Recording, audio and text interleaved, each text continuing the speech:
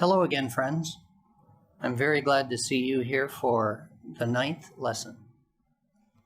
Before we get started, let's review a couple of points from lesson 8. Anyone can get a thought tangled up into a knot. We have all kinds of thoughts, but if a certain thing makes you get upset quickly, then there's a thought that has gotten tangled up. You have a cleaning program for thoughts in knots. You'll say something like, "Knots, get out. The world wants to be fair and kind to me too." That was also the affirmation presented at the end of the last lesson.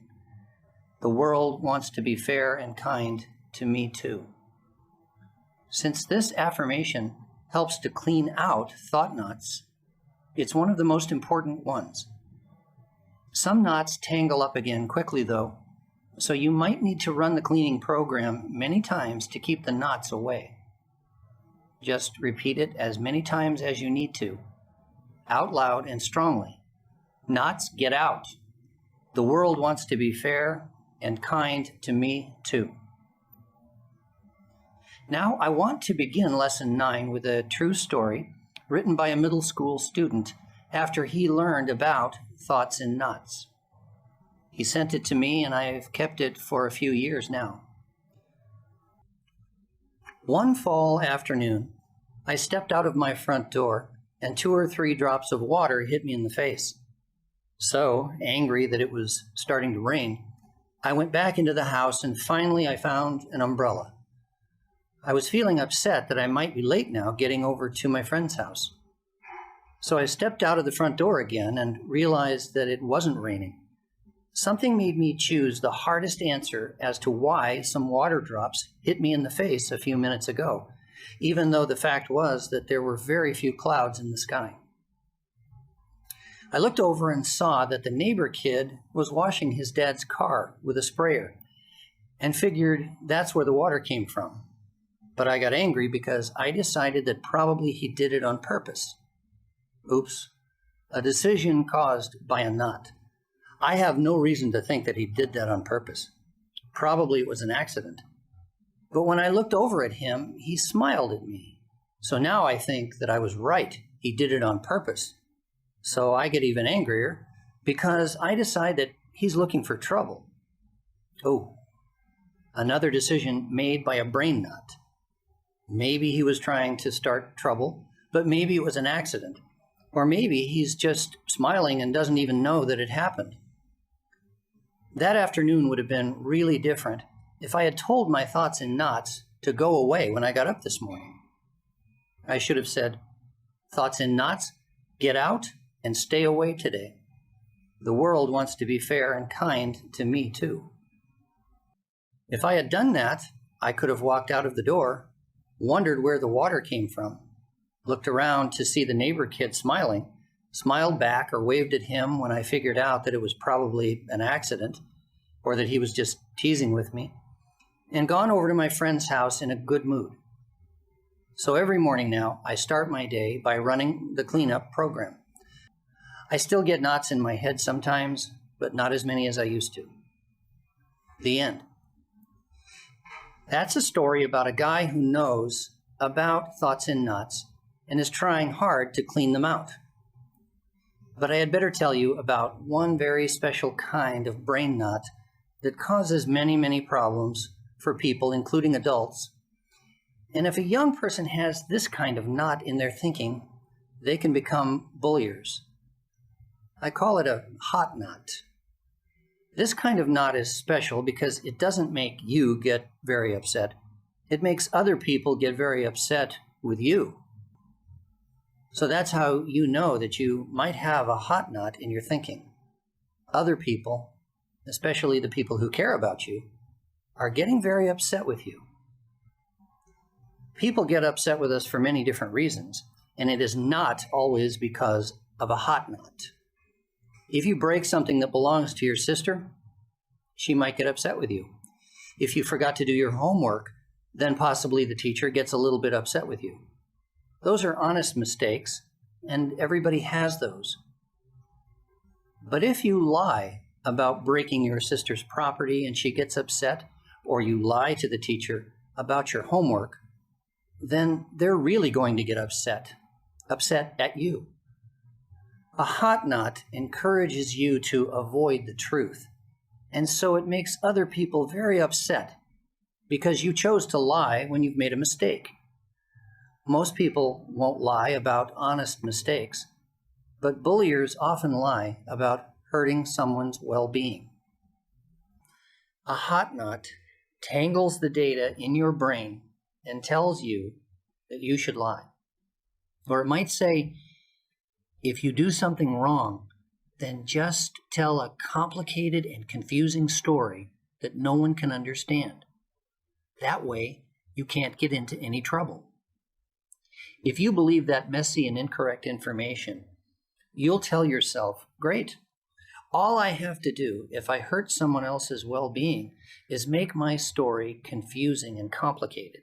And if the adults don't understand it, then they'll have to agree that I did nothing wrong.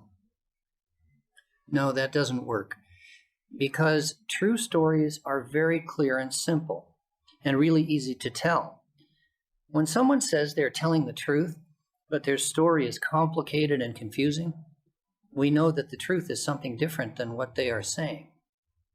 And when someone else's well-being has been hurt, then anything other than the truth is a lie.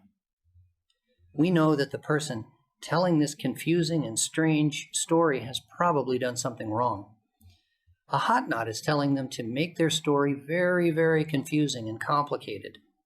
But really, that story just sounds foolish. And everyone else knows that the person is trying to avoid saying what's really true. So all of the other people get upset by that, because if someone has been hurt, then anything other than the simple truth is a lie. Nobody likes to be lied to, and they will get very upset. It's not your fault when a hot knot confuses you, but it is your responsibility to immediately clean it out so that it can't keep doing that. You already heard the words for cleaning out simple thought knots. We'll talk about cleaning out hot knots in a minute. A hot knot has brain data so tangled up that it even tells the person several different ways to make the story complicated and confusing, to turn it into a lie, so that he won't have to tell the simple truth.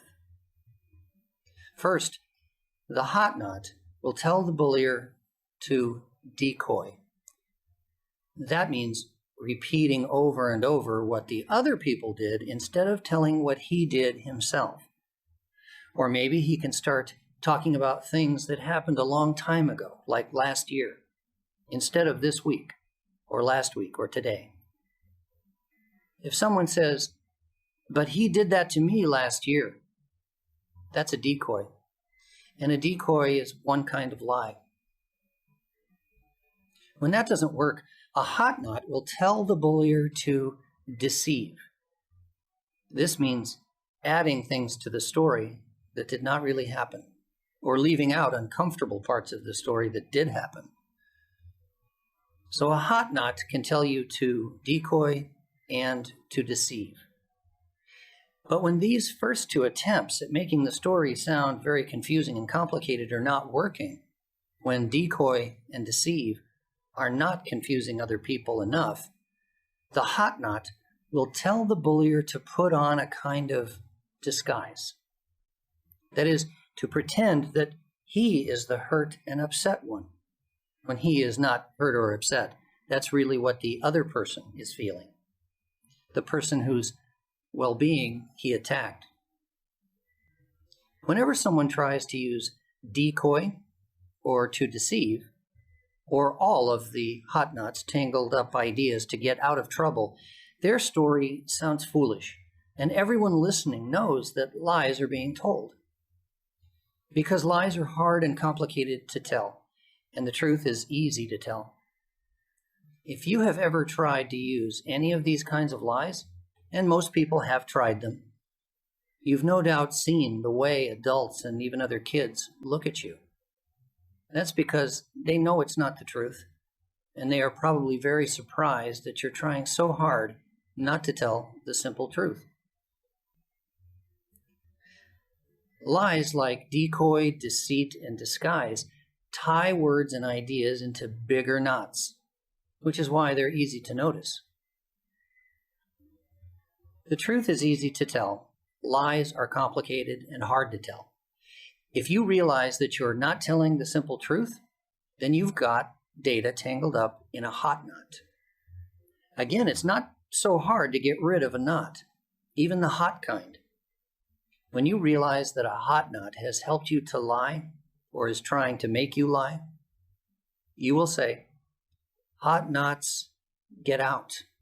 The world wants to be fair and kind to me too, even when I make mistakes."